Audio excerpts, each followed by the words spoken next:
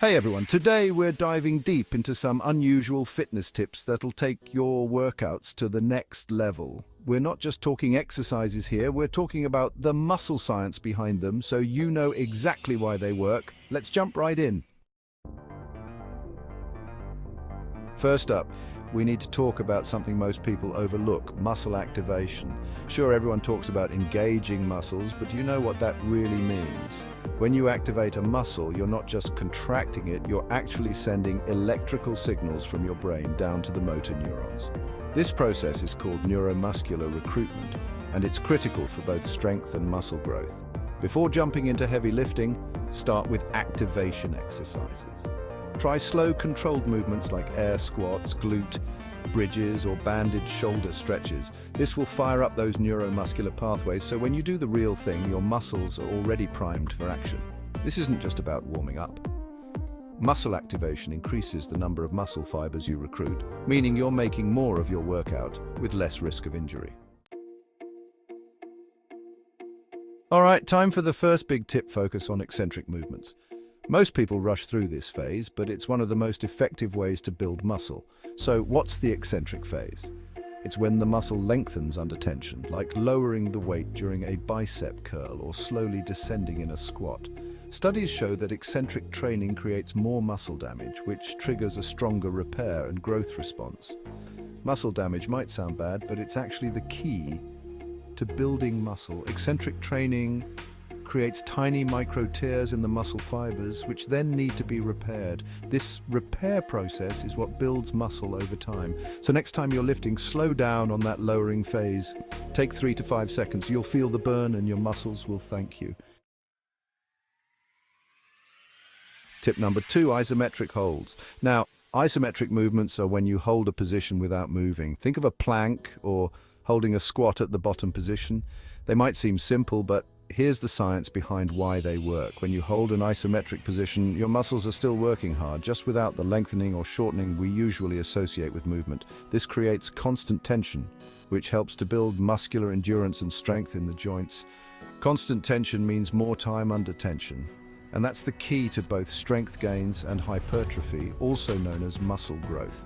Plus, isometric holds improve joint stability by strengthening the smaller, stabilizing muscles that don't always get worked during dynamic movements. So, whether you're struggling to increase your squat weight or trying to prevent injury, isometric holds are a must. Add them in at the end of your set. Hold that squat at the bottom for 30 seconds and you'll see results. Now, let's talk about the mind-muscle connection. This is a term you've probably heard thrown around, but let's break down what it really means. The mind-muscle connection refers to the conscious focus you place on contracting the muscle you're working. And yes, it's real. Studies show that when you actively focus on a specific muscle group, you recruit more muscle fibers in that area. So instead of just going through the motions, try this. During a bicep curl, focus on squeezing your bicep as hard as you can at the top of the movement. Really feel the muscle working. This mental focus improves the neural drive to that muscle, which means better activation, more strength, and faster growth. Building that mind-muscle connection takes practice, but it can make a huge difference in how effective your workouts are. Next up, let's talk about a technique you don't see enough people using: variable resistance. This is when the resistance changes throughout the range of motion, and it's usually done with resistance bands. When you use a band, the resistance increases as the band stretches. This means the load is lighter in weaker positions, like at the bottom of a squat, and heavier in stronger positions, like when you're standing upright. This allows you to overload your muscles more effectively without risking injury.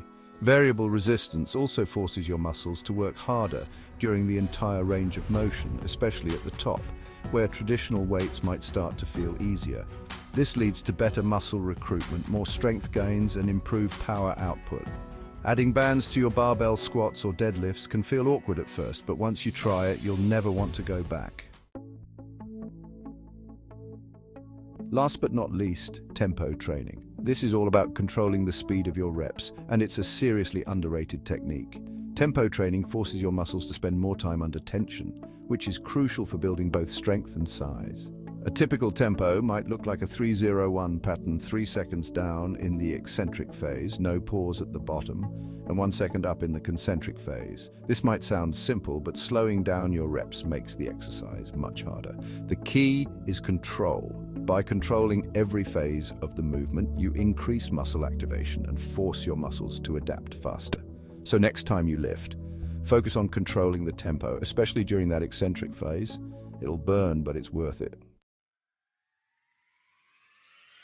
All right, there you have it, 5 fitness tips that go beyond the basics, backed by muscle science. To recap, activate your muscles before working out to increase neuromuscular recruitment. Focus on eccentric movements to create more muscle damage for growth.